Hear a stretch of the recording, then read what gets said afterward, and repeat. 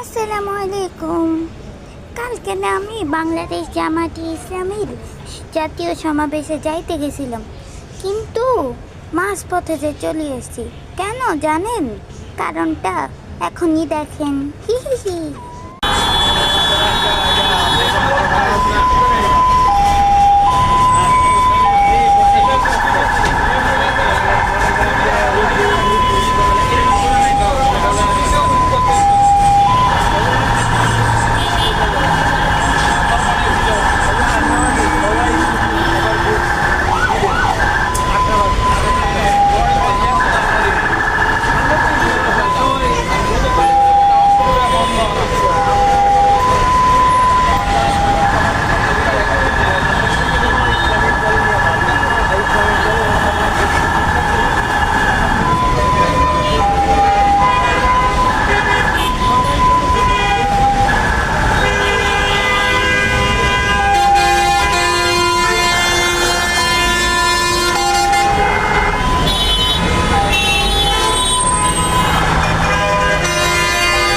এখন বলেন তো, এমনি এত জ্যামের মধ্যে কে যাবে ওই জায়গায় যাইতে?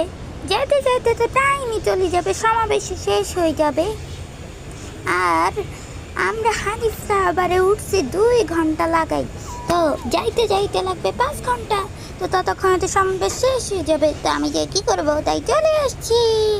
ধন্যবাদ সবাইকে।